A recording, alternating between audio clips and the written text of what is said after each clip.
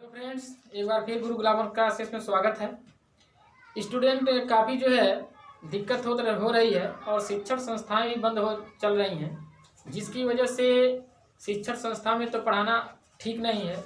और इस कोरोना से बचने के लिए, इससे लड़ने के लिए हमें और घर में रह करके लॉकडाउन का पालन करना बहुत ज़रूरी है।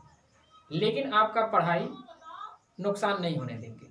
जहाँ तक हो सकेगा हम सारे के सारे वीडियो आपको देने की कोशिश करेंगे। रोज़ाना हमारा एक वीडियो 2 वीडियो पड़ेगा। इसी तरह से जब तक लॉकडाउन चल रहा है, जब तक कोरोना जड़ से नहीं हट जाता है, तब तक हम लोग इस लॉकडाउन का पालन करेंगे और जो भी शासन का, स्थानीय सरकार का जो भी निर्देश होगा, हम उन निर्देशों का पालन करेंगे। तो स्टूडेंट, आज हम जो चैप्टर जो शुरू करने जा रहे हैं, ये है कॉमन एरर। कॉमन एरर का बेसिक चैप्टर हम दे रहे हैं।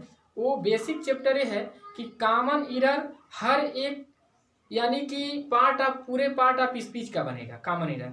चाहे कॉमन एरर नाउन का हो, चाहे प्रोनाउन का हो, चाहे आर्टिकल्स का हो, चाहे प्रीपोजिशन का हो, चाहे कंजंक्शन से हो, चाहे नरेशन से हो, चाहे मॉडल से हो, यानी कि हर एक प्रकार से यानी कि कॉमन एरर बन जाता है।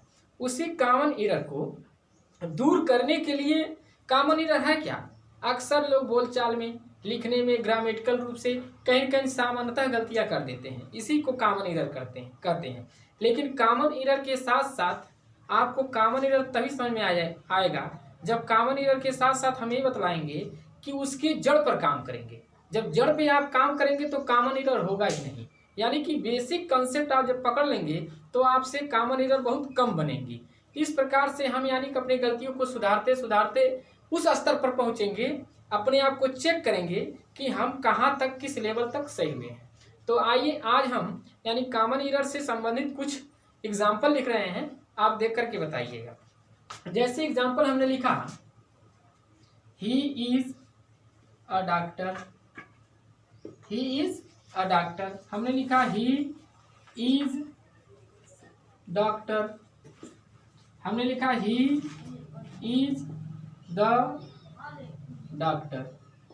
अब इसमें से बताइएगा कि ये तीनों सेंटेंस है, इसमें से आपको कौन रॉन्ग है, कौन राइट है, आप बता सकेंगे। हमारे कमेंट बॉक्स में आप कमेंट करके भी बताइएगा।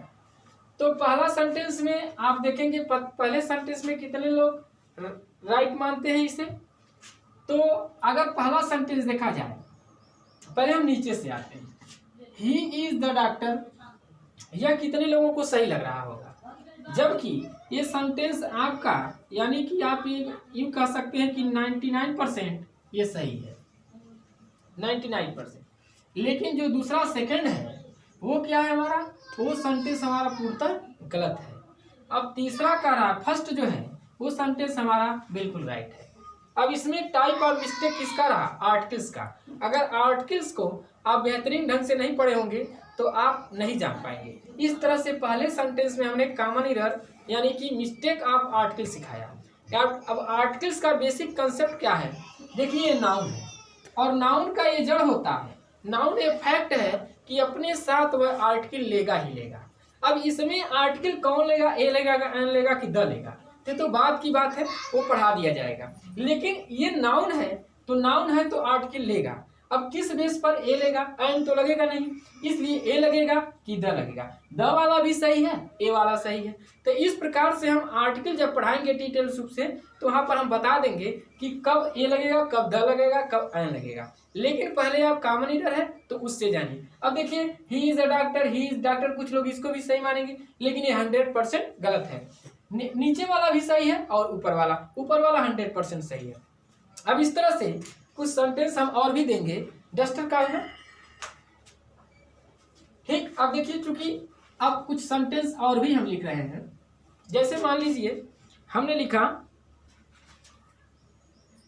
लिखा आई एम गोइंग होम लिखा। एक हमने लिखा I am going to home लिखा।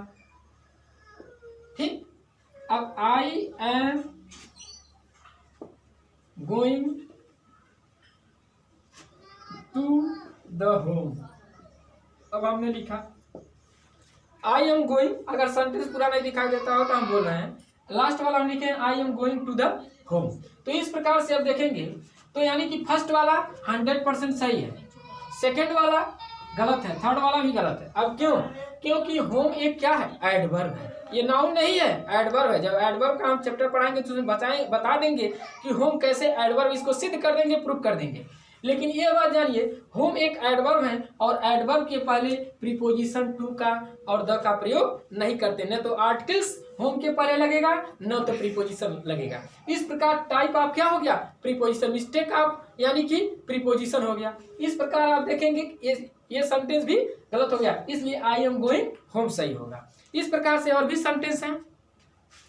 अब देखेंगे, जैसे हमने लिखा he did not went, हमने लिखा he did not go। तो ये सेंटेंस तो आसान है, बहुत आसान है। अगर did not आ गया तो did not के साथ अगर किसी भी सेंटेंस में did आ जाए, चाहे इंट्रोगेटिव हो चाहे वो नेगेटिव हो, अगर did आया है तो उसके साथ कभी V2 का प्रयोग नहीं करेंगे, इसके साथ क्या लगेगा? V1 लगेगा। तो इसलिए हमारा सेकेंड वाला सेंटेंस क्या हो गया? सही हो गया। अब आते हैं, हमने लिखा दूसरा सेंटेंस है कि he ask me what I am doing. हमने लिखा ही आस्क, मार्कर नहीं चल रहा है, बदल रहे हैं। हमने लिखा ही आस्क मी व्हाट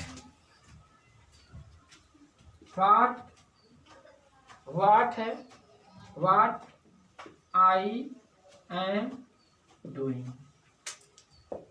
अब इस प्रकार से देखेंगे कि व्हाट आई एम डूइंग। अब देखिए ही आस्क मी, अब व्हाट है, व्हाट के बाद अब किसका प्रयोग करेंगे? तो व्हाट के बाद जो सेंटेंस है वो देखिए ही आस्क मी, यहाँ आस्क है, यहाँ V2 है, और जबकि हम यहाँ पर क्या प्रयोग करें? प्रेजेंट का। ये सेंटेंस वैसे ही क्या है? सीक्वेंस ऑफ टेंस, एक प्रकार से ऑर्डर वाला भी कहिएगा। अब व्हाट के बाद व्हाट क्या है? इंट्रोगेटिव है। तो इस प्रकार से ये नारेशन का है, और नारेशन में देखिए यहाँ पर आस्क लगा है, यहाँ पर एम है, तो जबकि ऐसा नहीं होगा, व्हाट आई वाज डूइंग होगा। इस प्रकार से ये सेंटेंस सही हो जाएगा। तो इस प्रकार से अब हमने लिखा कुछ और सेंटेंस है। तो इस प्रकार से ढेर जितने भी सेंटेंस होंगे हम पूरे पार्ट ऑफ स्पीच का कॉमन एरर बनाने की कोशिश करेंगे, लेकिन तब तक आप डाउन यानी कि लॉकडाउन में जो है इसका पालन कीजिए, और हमारे वीडियो को शेयर और लाइक और सब्सक्राइब जरूर कीजिए। और हाँ, उन बच्चों तक पहुंचाइए जो बच्चे अभी शुरुआत किए हैं जीरो से। अगर जीरो से शुरुआत किए हैं तो उनको बहुत अच्छा समझ में आएगा। हमारे चैनल को सब्सक्राइब जरूर कर लीजिएगा। हमारे वीडियो को तब तक देखते रहिए। Thank you so much.